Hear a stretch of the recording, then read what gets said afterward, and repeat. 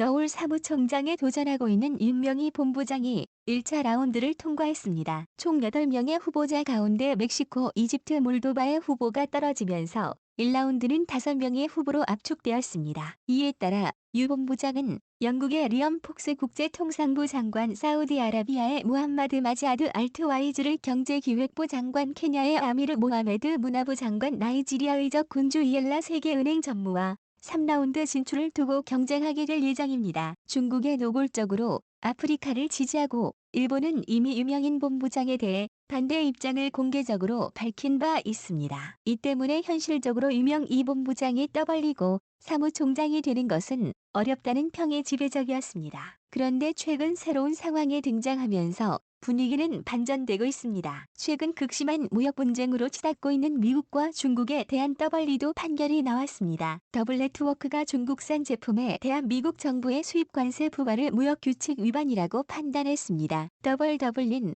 교구가 일방적인 중국의 손을 들어준 것입니다. 미국은 즉각 반발하며 과거부터 지적해온 WTO의 중국 편향성을 강하게 비판했습니다. 이 때문에 이번 선거에서 중국과 일본이 지지하는 나이지리아와 케냐의 후보가 가장 유력하다고 판단되었지만 미국은 절대로 중국이 지지하는 후보를 막으려 할 것으로 전망되고 있습니다. 통상 미국은 WTO 사무총장의 자국 후보를 내지 않기 때문에 자신들의 의사를 잘 대변해 줄 수 있는 사람을 세우려는 경향이 있습니다. 실제 얼마 전 관도 나제베도 사무총장의 사임 배경에는 미국의 견제로 인한 퍼블리시티의 위상 저하가 언급되기도 했습니다. 그간 도널드 트럼프 미국 대통령은 중국 등이 WTO 개발도상국 특혜를 받고 있지만 이를 전혀 제어하지 못하고 있다고 비판했습니다. 또한 트럼프 미국 대통령은 분쟁 해결 방식이 지나치게 중국에 친화적이라며 사실상 더블린 교회를 보이콧하고 있었습니다. 미국은 WTO의 분쟁 해결 최종심을 담당하는 상소기구 위원들의 선임에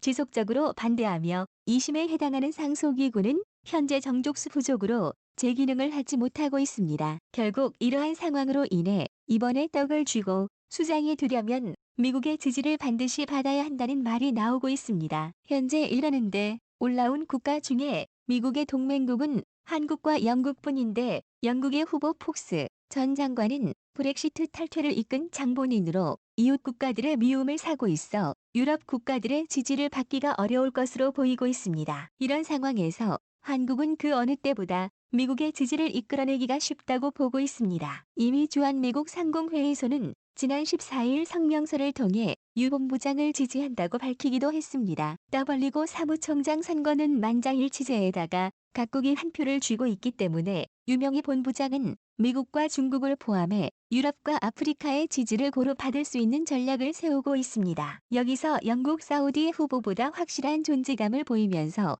아프리카의 표를 최대한 분산하려면 미국과 독일, 프랑스 등 강대국의 확실한 지지를 얻어내는 방법밖에 없다는 게 중론입니다. 또한 무역 분쟁을 겪고 있는 일본이 한국을 극도로 반대한다 해도 일본도 단 한 표밖에 가지고 있지 않기 때문에 더블 때 전체 국가들이 지지를 받는다면 큰 걸림돌이 안 될 수도 있다고 말하고 있습니다. 또한 WTO 70년에 이르는 선거 기간 동안 무수한 선거에서 특정 후보를 깎아내리는 식의 네거티브 선거운동은 전례가 없었기 때문에 일본이 전면적인 낙선 운동을 하기는 쉽지 않을 것으로 보이고 있습니다. 지금 일본이 WTO 국가들을 대상으로 한국과 분쟁 중이라서 이해 당사국이니 WTO 수장이 나오면 안 된다고 분위기를 몰아가기에는 미국과 중국의 분쟁이 너무나도 큰 상황입니다. 게다가 유럽 내에서는 코로나뿐만 아니라 브렉시트도 큰 변수가 되고 있습니다. 이런 가운데 한국은 최근 파국으로 치닫고 있는 미국과 중국 사이에서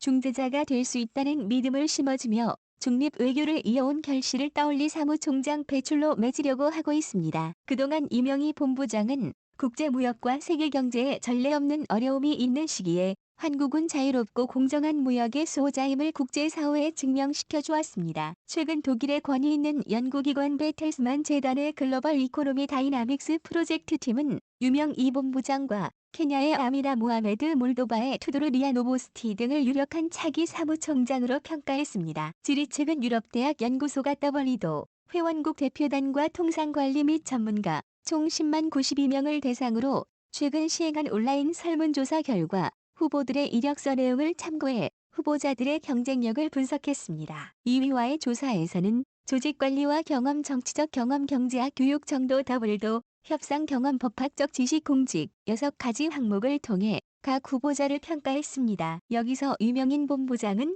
톱3 중 하나로 평가되었습니다. 더블 교향곡들은 유명 본부장의 실력을 인정한 것입니다. 일본이 한국에서 더블리도 수장이 나오는 것을 꺼려하는 것은 한국과 무역 분쟁 중인 것 외에도 그 인물이 유명 본부장이기 때문이라는 분석도 나오고 있습니다. 지난해 김현종 통상교섭본부장의 후임으로 임명된 유명희 본부장은 한미자유무역협정에서 김현정 본부장의 악마의 변호인이라고 불렸습니다. 악마의 변호인은 한 집단이 같은 방향으로만 사고하는 것을 피하기 위해 일부러 지명 반론자를 두는 것으로 상대방이 있는 협상에서 유용한 전략으로 불리고 있습니다. 당시 김현종 본부장은 뛰어난 개인기에 의존해서 미국 대표들 앞에서 굽히지 않고 할 말을 다 하는 스타일이었는데, 그러면 유명 실장이 철저한 준비와 치밀한 논리로 상대방을 조용히 설득했습니다. 당시 유명 실장은 김현종 본부장과 함께 일하면서 상대를 강력하게 압박하는 김현정 뒤에서 부드럽게 설득하는 역할 분담을 한 것입니다. 하지만 유명희 실장은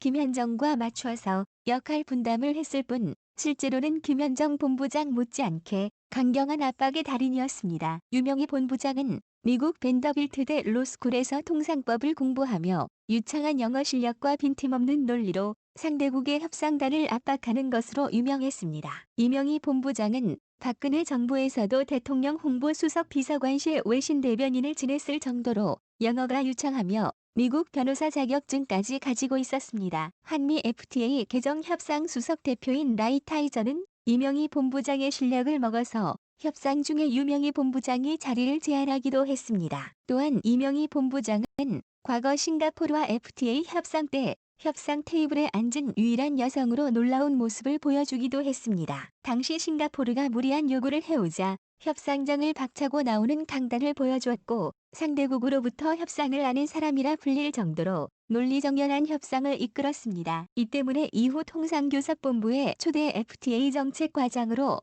파격 인사 발령이 나기도 했습니다. 당시 외교부 과장급 보시기수로는 3-4년이나 빠른 승진이었습니다. 또한 유명 본부장은 지난해 일본이 수주 규제를 하면서 일관된 논리를 펼치지 못하는 것을 두고 떠올린 뒤 협정에 위반된다고 지적하며, 과거 일본과 총 4건의 분쟁이 있어서도 우리 정부와 민간 통상 전문가들이 사전 사승을 이루었다고 자신했습니다. 일본에게 이견되는 유명 이 본부장의 역할이 컸기 때문에 일본이 이번에 한국이 2명의 본부장을 떠벌리고 사무총장으로 내세우는 것을 두려워할 수밖에 없었습니다. 최근 미국의 외교안보 언론 폴리시는 놀라운 제목의 기사를 내놨습니다. 코로나19가 모든 경제를 무너뜨렸다.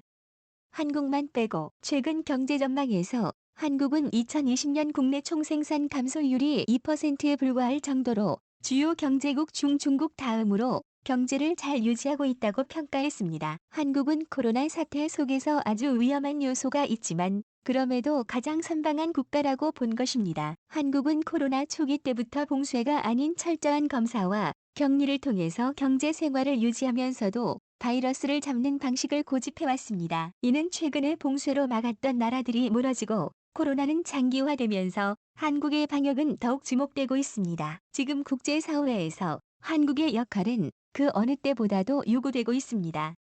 이상 실망이었습니다.